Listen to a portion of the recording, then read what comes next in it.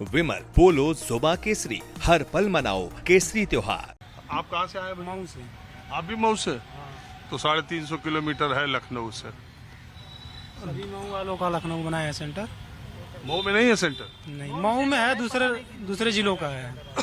दूसरे जिलों का है। वो नकल रोकने के लिए कहते हैं कि एक जगह से दूसरी जगह का रोकने के लिए अधिकारी आर.ओ. का अपने जिले में करवा ले रहे हैं। अरे पेट है, इसको करा रहे हैं इतना दूर, क्या नकल इसमें रोकेंगे? उसमें नकल रोक ले रहे हैं। आर.ओ. का था पेपर, तो उसका अपने स्टेट में, अपने ही जिले में था सबका पेपर, और इसका दे दिया इतना दूर 350 किलोमीटर। अरे बगल वाले जिले में दे दिए होते तो नकल रुकवाना होता, तो नकल रुकवाना रहेगा। यहाँ भी करने वाले कर लेंगे, वहाँ भी कर लेंगे, ऐसा नहीं है। अगर ये लोग चाह लेंगे तो नकल नहीं करवा पाएंगे, कोई नहीं करवा पाएगा। ये सरकार चाहती है, विभाग वाले चाहते हैं तभी नकल होती है। पुलिस वाला था, जब चाहे कि नहीं नकल ना हो, कहीं नकल नहीं हुई, पूरा फेयर एग्जाम हुआ। अच्छा, आजकल के छात्र नौजवान जो एक अदद सरकारी नौकरी के लिए संघर्षरत है, आप लोगों के दिमाग में क्या चलता है? ये एग्जाम ये देना, क्या उम्मीद रहती, क्या सोचते हैं? इसके अलावा कोई ऑप्शन क्या है हमारे पास? कोई रोजगार नहीं, इसकी यही तो है एक जरिया सेटल होने का, और क्या रोजगार है हम लोगों के लिए? ना प्राइवेट कंपनियां हैं उतना क्या करेंगे, फिर वो भी जाना पड़ेगा दूर, शहरों में जाएं, कमाएं, लेबर ही करें, और क्या करेंगे? वैसी कोई है नहीं सुविधा करें। हाँ बोलिए। हम तो आप ही लोगों से बात करने आए, हमने कहा कि छात्रों की बात, नौजवानों की बात की जाए। बोलो सर। मेरा नाम अनिश कुमार है सर। हम लोग भारत के नागरिक हैं और हम लोग को सरकारी जॉब में हिस्सा लेने का उसमें हम लोग हकदार है उसका, लेकिन सरकार ये इतना निकम्मा ढंग से काम कर रही है कि इसको क्या कहा जाए। पहले तो लड़कियों का होम डिस्ट्रिक्ट होना चाहिए था। लड़कों के इतना 300-400 किलोमीटर जो गरीब घर के, जो ग्रामीण क्षेत्र के लोग हैं, उनके लिए कोई सुविधा नहीं प्रदान की जा रही है। अभी राम मेला लगेगा, अभी देखें संगम लगा था, फूल की वर्षा हो रही थी, रक्षाबंधन पर देखिए त्योहारों पर लग रहा है। लेकिन ये जब एग्जाम का डेट आ रहा है तो इतना लंबे दूर दूर तक बच्चों को क्यों भेजा जा रहा है? इसका सरकार के पास कोई जवाब ही नहीं मिल रहा है। घटिया तरीके से काम कर रही है लग रहा है। मैं सरकार से कहना चाहूँगा कोई भी काम कर जिम्मेदारी से पेपर ले, उसका निष्पक्ष तरीके से, और उसको फिर आगे जल्दी से करे, बच्चों के भविष्य को चिंता करे। आप कब से तैयारी कर रहे हैं? हम सर 2021 से तैयारी कर रहे हैं। तब से कितना इम्तहान दिए? सर तब से इम्तहान 2 ही दे पाए। एक यूपी त्रिपल पेट का दिए थे, तो वो भी पता नहीं क्या हुआ, उसका भी कोई पता नहीं चला, और ये रिजल्ट नहीं आया। रिजल्ट पता नहीं, हमको नहीं मालूम, नहीं आया। तो उसमें कोई वैकेंसी नहीं है। और इतना पेपर भी इतना हार्ड बना दिया था कि यूपी त्रिपल पेट का लगा। पेपर तो हार्ड रहेगा ना। आर.ओ. को लग रहा है बना दिया, उससे तो अच्छा आर.ओ. को था, इतना आसान। पेपर इजी कठिन बनाओ चाहे इजी, उससे नहीं मतलब है।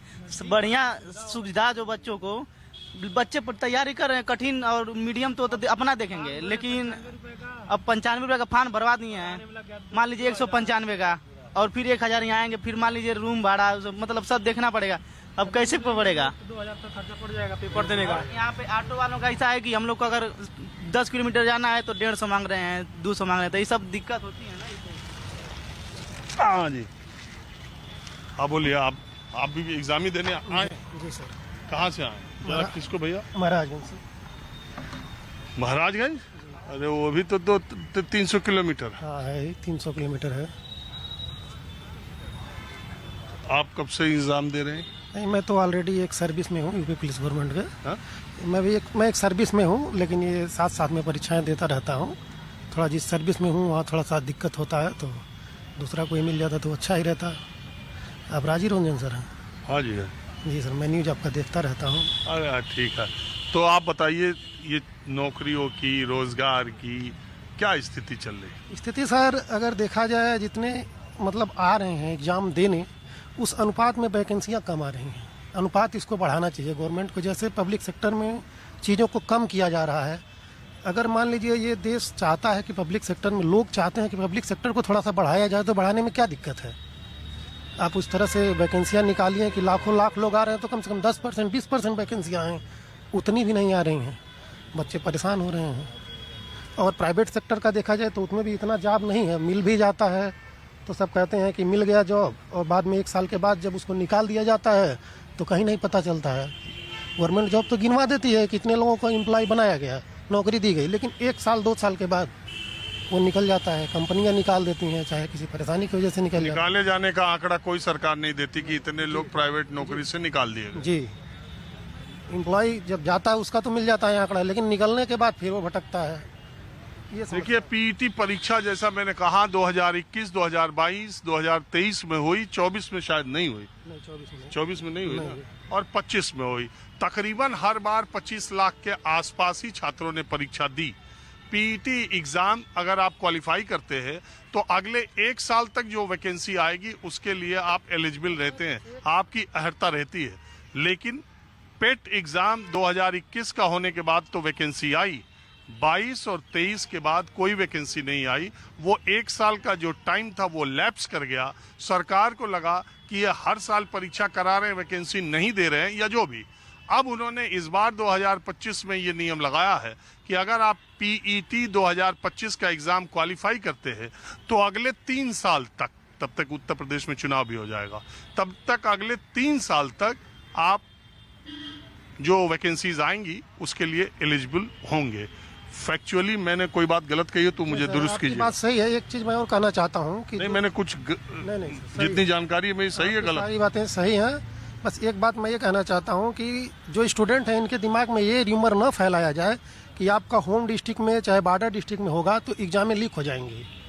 आखिर इसी इससे वजह से तो गाजियाबाद और क्या नाम है, महाराजगंज, मऊ, गाजीपुर का लखनऊ सेंटर है, जबकि मऊ गाजीपुर भी सेंटर है। सर ये इस तरह की मानसिकता लोगों के बीच में न आए, ये तो गलत बात है ना कि अब इस तरह से होगा कि भाई जो दूसरी परीक्षाएं बॉर्डर डिस्ट्रिक्ट में चाहे डिस्ट्रिक्ट में हो रही हैं उसका भी कह सकते हैं कि नहीं कह सकते हैं। हाँ, असल में उत्तर प्रदेश में पिछली कुछ परीक्षाओं में इतनी धांधली और पर्चा लीक की समस्याएं आई और वो समस्या पब्लिक सर्विस कमीशन तक पहुंच गई, उत्तर प्रदेश लोक सेवा आयोग तक पहुंच गई।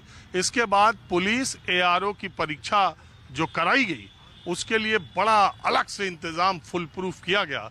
सारे जिलों के एसपी, कप्तान, CEO, SO Uttar Pradesh police के कांस्टेबल की भर्ती परीक्षा में ही लग गए थे 1 हफ्ते, तब जाके वो फुल प्रूफ परीक्षा हो पाई। उसके बाद तरीका ये निकाला गया कि अगर होम डिस्ट्रिक्ट में सेंटर दे दिया जाएगा या अगल बगल तो शायद पर्चा लीक हो जाए, शायद परीक्षा में धांधली हो जाए। तो अब एक कोने से दूसरे कोने, दूसरे कोने से तीसरे कोने छात्रों को सेंटर पर भेजा जा रहा है। ये देखिए, ये बिल्कुल आम सामान्य किसान, मध्यम वर्गीय या निम्न मध्यम वर्गीय परिवारों के लोग हैं जो एक अदद एग्जाम के लिए कल रात से ही प्लेटफॉर्म पर या लखनऊ के पार्कों में खुले आसमान के नीचे सिर्फ इसलिए सो रहे कि इनका सेंटर लखनऊ पड़ा है और ये यहाँ से 250, 300, 400 किलोमीटर की दूरी से आए हैं। 195 रुपया फार्म का था ना? जी, कितना की 150? ऐसा ही कुछ था। 195 रुपया या 150 जो भी है फॉर्म भरने का लगा और एग्ज़ाम देने का। किसी बच्चे का जो आसमान के नीचे सो रहा है उसका भी 500 से 1000 रुपये खर्च हो गया किराया दे करके। हाँ, 1000 प्लस ही आएगा, किसी भी तरह से आएगा जाएगा तो 1000 प्लस ही खर्चा होगा। हाँ, 1000 से ज़्यादा है। और अगर कहीं होटल में खाना और रहना हो गया तो वो 2